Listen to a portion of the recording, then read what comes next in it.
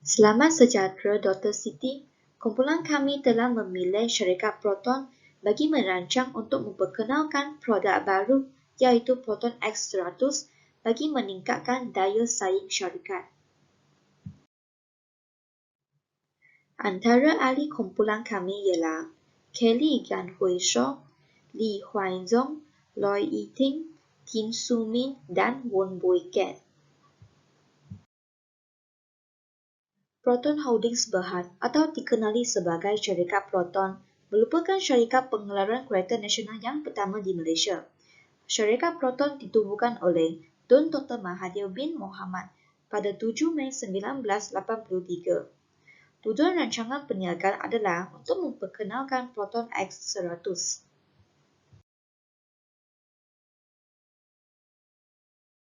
Rancangan perniagaan ini telah mengkaji analisis SWOT, segmentasi pasaran, sasaran pelanggan, dan strategi pemasaran syarikat dalam mengeluarkan Proton X100. Antara analisis SWOT dalam syarikat Proton ialah syarikat Proton mempunyai kekuatan dalam mengeluarkan produk kereta pada harga yang berpatutan, membolehkan pengguna mampu memilikinya bertujuan untuk memenuhi kehendak dan citarasa mereka. Syarikat Proton mempunyai kelemahan dalam pengedaran lemah dan kekurangan rangkaian pemasaran yang efektif untuk memasarkan produknya ke pasaran antarabangsa. Seterusnya, syarikat Proton juga mempunyai peluang untuk menembusi pasaran ke antarabangsa seperti negara China kerana mempunyai bilangan penduduk yang ramai menyebabkan permintaan yang tinggi terhadap produk ini. Yang akhirnya ialah ancaman. Syarikat Proton mempunyai ancaman iaitu peningkatan harga bahan mentah bagi pengeluaran kereta. Segmentasi pasaran yang dipilih oleh syarikat Proton ialah segmentasi geografi, segmentasi demografi dan segmentasi psikografi. Segmentasi geografi membolehkan syarikat Proton mengedarkan produknya di seluruh negara. Segmentasi demografi melibatkan Proton X100 dapat dibeli oleh pengguna berdasarkan faktor umur yang berbeza. Syarikat juga menyesuaikan produk barunya mengikut gaya hidup pengguna. Syarikat memilih sasaran pasaran dibezakan bertujuan memenuhi pelbagai keperluan segmen pengguna.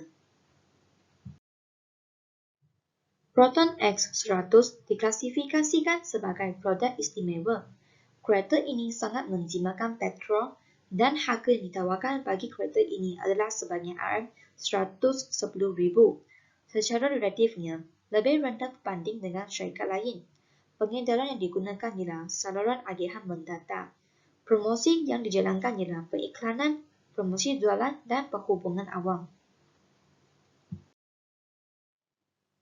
Perusahaan Automobil Nasional Berhad atau dikenali sebagai Proton Holdings Berhad merupakan syarikat pengeluar modal kereta secara besar-besaran yang pertama di Malaysia. Syarikat ini ditubuhkan oleh Tun Dr. Mahathir bin Mohamad pada 7 Mei 1983 dengan modal sebanyak RM150 juta. Ibu pejabat syarikat Proton terletak di Shah Alam, Selangor dan pengerusi Proton Holdings Berhad ialah Dato' Sri Sheikh Fauzal Auba. Pada awalnya, Proton dimiliki sepenuhnya oleh Perbadanan Industri Berat Malaysia Berhad dan mendapat bantuan dari syarikat automotif negara Jepun, iaitu Mitsubishi, disebabkan syarikat ini memegang syek sebanyak 30% dalam syarikat Proton. Pada tahun 2017, syarikat Proton menjual sebanyak 49.9% saham kepada syarikat Geely. Tambahan pula, syarikat Geely juga akan membeli 51% saham daripada pengeluar kereta sports British iaitu Lotus. Syarikat Proton telah mengeluarkan pelbagai jenis kenderaan untuk memenuhi citarasa rakyat Malaysia. Kira-kira hampir melebihi 20 jenis model kereta yang berjaya dikeluarkan oleh syarikat Proton. Antaranya ialah Proton Saga, Proton Villa, Proton Exora, Proton Perdana, Proton Priv, Proton X50, Proton X70 dan sebagainya. Proton Saga dikatakan sebagai kereta yang paling laris kerana harganya yang berpatutan dan mampu dimiliki oleh rakyat Malaysia. Syarikat Proton telah memperkenalkan logo korporat baru dan slogan baru iaitu Ease in the Drive untuk meluahkan perasaan bangga dalam pengeluaran kereta nasional kerana ramai rakyat Malaysia dapat memiliki kereta sendiri dengan harga yang mampu ditanggung pada 16 Februari 2000. Seterusnya, saya akan menerangkan aspek analisis SWOT dan objektif pemasaran.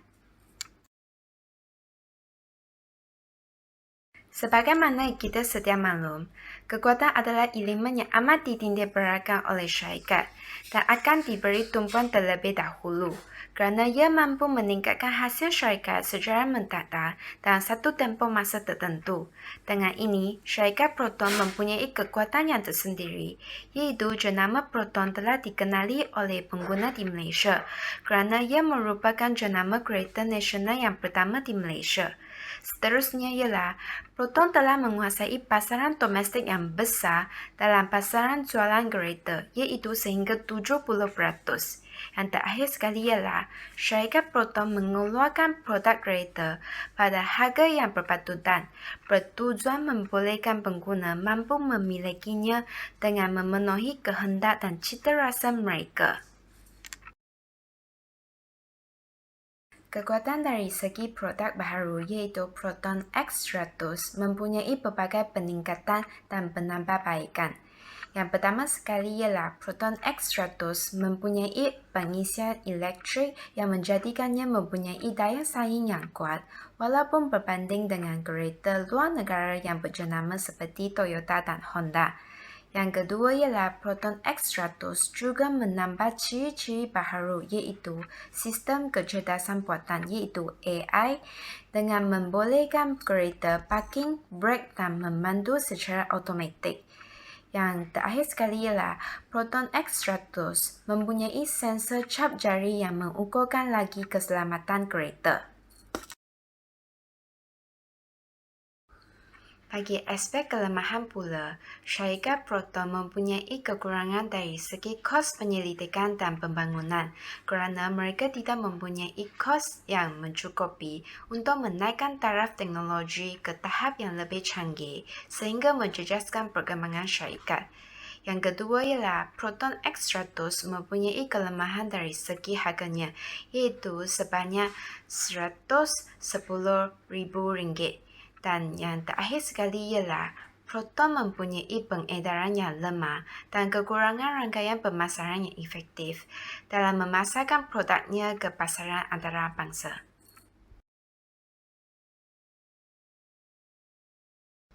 Terdapat beberapa peluang bagi syarikat Proton. Antaranya ialah menembusi pasaran negara China kerana terdapat permintaan terhadap kereta yang tinggi disebabkan oleh bilangan penduduk yang ramai dalam negara tersebut. Yang kedua ialah pelaksanaan kawasan perdagangan bebas ASEAN iaitu AFTA memberi peluang kepada syarikat Proton untuk memasarkan kereta Proton di rantau ASEAN dengan harga yang lebih rendah dan bebas daripada cukai.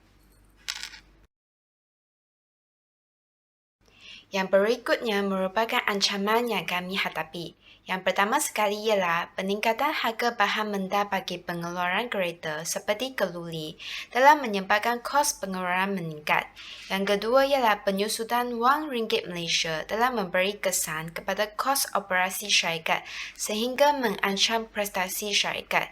Yang ketiga ialah syarikat Proton juga mengalami ancaman dari segi persaingan dengan model kereta import. Yang terakhir sekali ialah tahap kualiti yang lebih tinggi dan reka bentuk yang menarik bagi kereta import telah menarik minat ramai pengguna dan menjejaskan permintaan terhadap kereta Proton. Seterusnya, ini adalah objektif-objektif pemasaran kami. Yang pertama ialah menjamin dan meningkatkan aspek keselamatan Proton X100 untuk pengguna. Yang kedua ialah meningkatkan daya saing Proton X100 dalam pasaran. Yang ketiga ialah memudahkan pengguna semasa menggunakan Proton X100. Yang keempat ialah memaksimalkan keuntungan syarikat Proton. Yang kelima ialah menghasilkan Proton X100 yang berkualiti dan reka bentuk yang terbaharu untuk mencapai luar jangkaan pengguna. Yang terakhir sekali ialah memaksimalkan kepuasan pembeli dalam penggunaan kereta Proton. Seterusnya, kita akan beralih kepada segmentasi pasaran. Segmentasi pasaran ialah proses membahagikan pasaran yang besar kepada segmen yang lebih kecil mengikut keperluan, lokasi, pendapatan, dan gelagat pengguna. Tujuannya ialah supaya campuran pemasaran yang sesuai dapat dibentuk untuk menawarkan produk yang memenuhi keperluan pengguna. Melalui analisis dari pelbagai sudut, syarikat telah memilih beberapa segmentasi pasaran yang bersesuaian untuk memperkenalkan dan meningkatkan daya saing produk baharu syarikat, iaitu Proton X100. Antara segmentasi pasaran yang telah dipilih ialah segmentasi geografi. Segmentasi geografi telah dipilih untuk memperkenalkan dan meningkatkan daya saing produk baru syarikat, kerana syarikat harus mereka bentuk produk serta menyesuaikan harga, saluran agihan dan pengiklanan demi memenuhi keperluan pengguna yang berada di kawasan geografi yang berlainan. Sebagai contoh, terdapat banyak pameran dan kedai Proton berada di seluruh negara untuk membolehkan orang ramai mengenali produk baharu syarikat.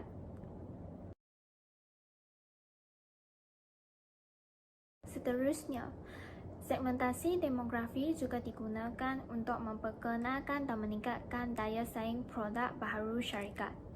Pemboleh ubah demografi digunakan kerana ia lebih senang diperoleh dan diukur serta berkait rapat dengan gelagat pembelian pengguna. Produk baharu syarikat iaitu Proton X100 mempunyai berbagai warna, spesifikasi dan terdapat berbagai varian yang mampu memenuhi keperluan dan peringkat umur pembeli yang berbeza.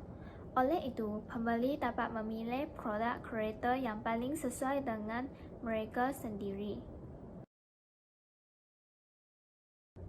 Segmentasi ketiga yang dipilih ialah segmentasi psikografi. Segmentasi psikografi juga dipilih sebagai segmentasi pasaran untuk memperkenalkan produk baru Proton X100. Syarikat meningkatkan daya saing produk baharu mengikut personaliti, gaya hidup dan kelas sosial pasaran yang terdapat dalam seluruh negara. Melalui segmentasi pasaran ini, syarikat telah menyesuaikan produk baharu dengan pendapatan dan kelas sosial pasaran yang berbeza peringkat. Dengan ini, tingkat taraf hidup mereka juga dapat ditingkatkan melalui penggunaan produk baharu syarikat.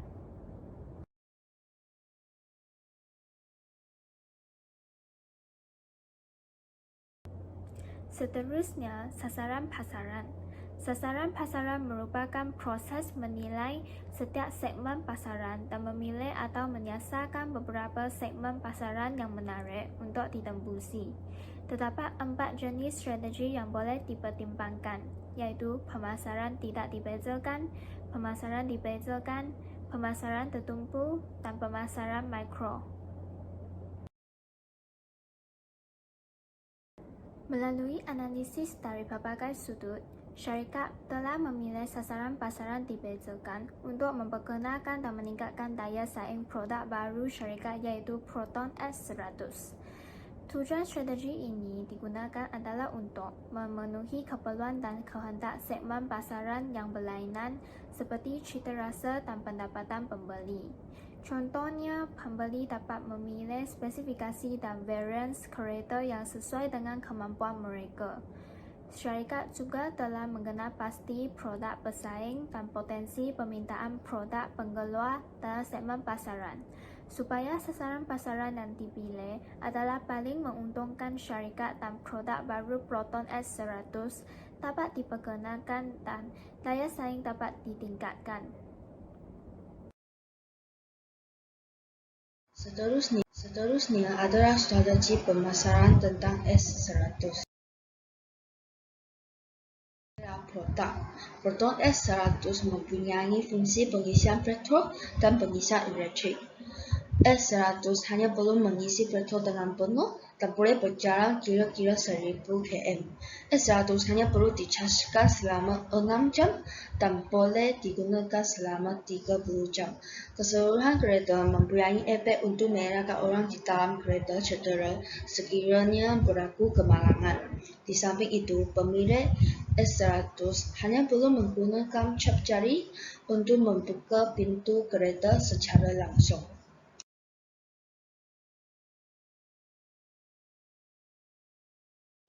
S100 juga mempunyai fungsi parking otomatik, brek kecemasan otomatik, dan pemantuan otomatik. S100 mempunyai ruang badan yang lebih luas, sehingga pengguna kereta boleh duduk dengan lebih selesa. S100 menyediakan fungsi GPS kereta yang tersembunyi. Sekiranya kereta dicuri, pemiliknya dapat mencari kenderaan yang hilang melalui akaun GPS. S100 mempunyai kamera tersembunyi dan apabila S100 bertembung atau terbaut, ia akan memulakan alarm kecemasan secara otomatik.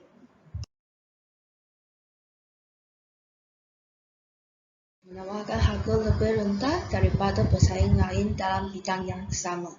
Ini kerana syarikat Proton meminta pembekal alat gantinya menurunkan harga sebanyak 30%. Ini menjadikan kos pembuatan S100 lebih rendah dan pada masa yang sama, syarikat Proton dapat menurunkan harga tanpa mengabaikan keuntungan, dan ini juga memungkinkan pengguna memberi kualiti yang lebih baik dengan harga yang lebih rendah.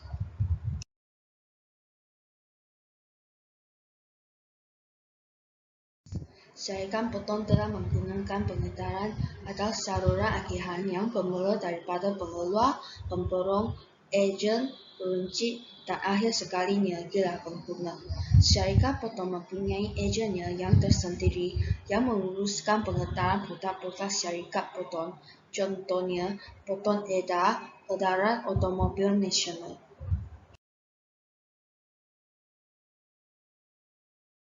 Untuk bahagian promosi, syarikat Proton telah menjalankan 3 jenis promosi, iaitu periklanan, promosi jualan, dan hubungan awam. Kebiasaannya, syarikat Proton akan jalankan periklanan di laman sesawang rasmi dan buku iklan syarikat Proton. Maklumat tentang produk Proton X100 yang terutama termasuk harga, kelebihan, dan kekurangan biasa akan dipaparkan kepada pengguna. Syarikat Proton akan menjalankan periklanan melalui berita harian secara atas talian sebagai salah satu cara untuk perkenalkan produk baru syarikat Proton, iaitu Proton X100. Syarikat Proton juga akan menggunakan kaedah pengiklan melalui televisyen dan radio mengenai pelancaran dan berbat produk baru Proton X100. Selain itu, syarikat Proton juga akan menggunakan Google Ads, iaitu pengiklan Google, untuk mempromosikan produk baru mereka, iaitu Proton X100. Untuk promosi jualan yang dijalankan oleh syarikat Proton bercadang untuk menawarkan potongan harga sebanyak 9,000 bagi pelanggan yang mendaftar dan membeli Proton X100 pada minggu pertama Proton X100 dilancarkan. Hal ini bertujuan untuk menarik perhatian pelanggan untuk membeli produk tersebut.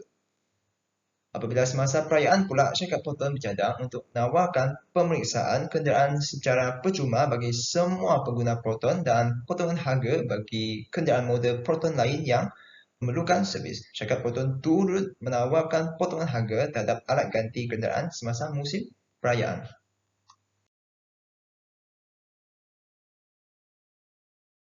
Untuk perhubungan awam yang dilaksanakan oleh syarikat Proton, untuk Proton X100, syarikat Proton akan membuat satu uji pandu yang terbuka kepada masyarakat atau pelanggan yang berminat untuk menyertai program tersebut.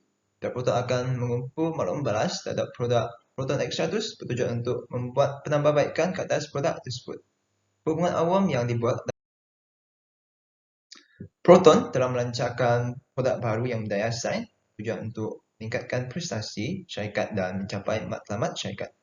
Proton X100 adalah produk yang sangat berdaya saing jika dibandingkan dengan produk otomobil yang lain kerana produk ini mempunyai banyak ciri-ciri yang dapat menarik minat pelanggan. Secara kesimpulannya, produk baru syarikat Proton iaitu Proton X100 sangat berpotensi dan harap dapat membantu dalam peningkatan prestasi dan imej keseluruhan syarikat Proton.